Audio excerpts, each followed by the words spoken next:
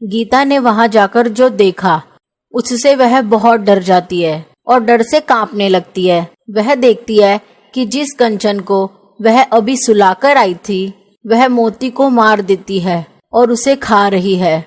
और कंचन गीता को देखकर एक बहुत ही डरावनी हंसी हंसती है। यह देखकर गीता बेहोश हो जाती है। एक गांव में एक परिवार रहा करता था। उस परिवार में गीता, राजेश और उसकी बेटी कंचन रहा करती थी। एक दिन कंचन गांव के बच्चों के साथ खेल रही थी। खेलते खेलते कंचन एक खाली मैदान में निकल जाती है जहां एक बड़ा सा पीपल का पेड़ था। कंचन को पेड़ के नीचे कुछ चमकता हुआ दिखाई देता है। कंचन जाती है और देखती है कि वह एक सोने का कंगन है। कंचन उस कंगन को उठा लेती है और उस कंगन को पहनकर घर पर आ जाती है। माँ, देखो मुझे एक सोने का कंगन मिला। कंचन वह कंगन गीता को दिखाती है। गीता बहुत ही खुश हो जाती है कि कंचन को एक सोने का कंगन मिला। गीता ने एक मोती नाम का कुत्ता पाल रखा था। वह कंचन को देखकर अचानक ही जोर जोर से भौंकने लगा। मम्मी, यह कुत्ता इतना भौंक क्यों रहा है?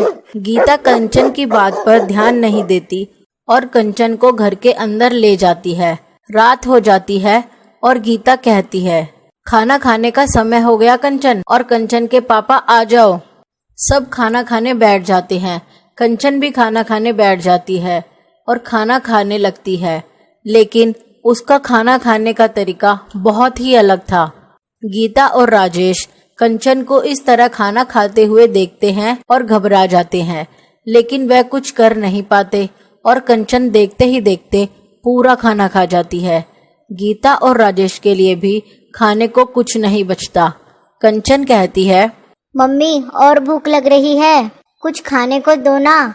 नहीं कंचन, आज तूने बहुत खा लिया, चल मैं तुझे सुला देती हूँ। गीता कंचन को ले जाकर सुला देती है और गीता अपने कमरे की तरफ जाने लगती है।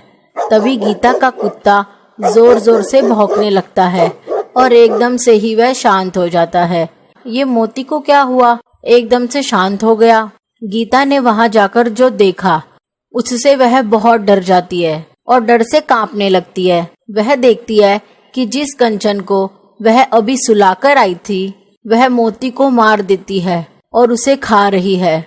और कंचन गीता को देखकर एक बहुत ही डरावनी हंसी हंसती है। यह देखकर गीता बेहोश हो जाती है। सुबह गीता को होश आता है।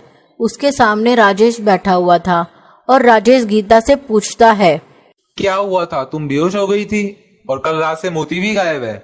गीता कुछ नहीं कहती। वह तुरंत ही जाकर कंचन को देखती है, लेकिन कंचन घर पर कहीं नहीं होती। राजेश कहता है, कंचन तो बाहर खेलने गई है। गीता कंचन को ढूंढने निकल जाती है। पूरा गांव ढूंढने के बाद भी कंचन का कहीं अता पता नहीं चलता। तब गीता उसी बड़े से पीपल के पेड़ पर जाती है और देखती है कि कंचन वहीं पर खड़ी है। और कंचन गीता को देखकर एक बहुत ही भयानक हंसी हंसती है। गीता डर जाती है और कंचन को पकड़कर घर ले आती है। गीता कंचन को खाना खिलाकर सुला देती है और गीता गांव के पंडित के पास जाती है और उनको सब कुछ बताती है। वह पंडित गीता के साथ तुरंत ही घर आ जाता है और कंचन को सोता हुआ देख उसके आसपास एक गोला बना देता है। गोला पूरा होते ही कंचन की आंख खुल जाती है। कंचन बहुत ही भयानक आवाज में कहती है, पंडित, मुझे बाहर निकाल, नहीं तो मैं तुझे मार डालूंगी। पंडित कहता है, छोड़ दे इस बच्ची को, क्यों पकड़ा है तूने इस बच्ची को, छोड़ दे इसे। मैंने नहीं पकड़ा इस बच्ची को, इस बच्ची ने मेरा कंगन चुराया है। कौन है तू और क्या नाम है तेरा? नहीं बताऊंगी।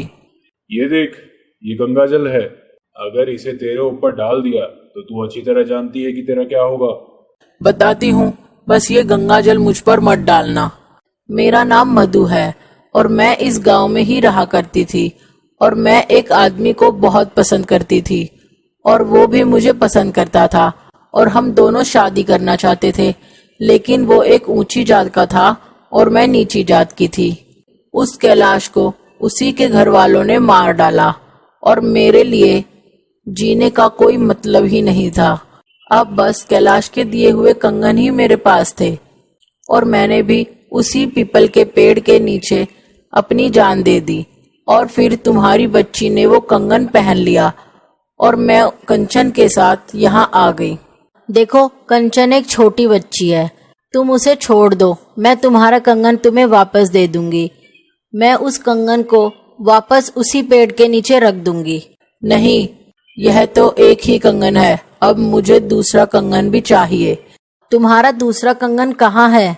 दूसरा कंगन उन्हीं बच्चों में से एक के पास है जिसके साथ कंचन खेलती है। तुम मेरा कंगन मुझे लौटा दो, मैं इस बच्ची को छोड़कर चली जाऊंगी। गीता और राजेश तुरंत सब बच्चों से जाकर पूछते हैं कि वह कंगन किसके पास है। एक बच्चा कहता है कि वह कंगन मेरे पास है।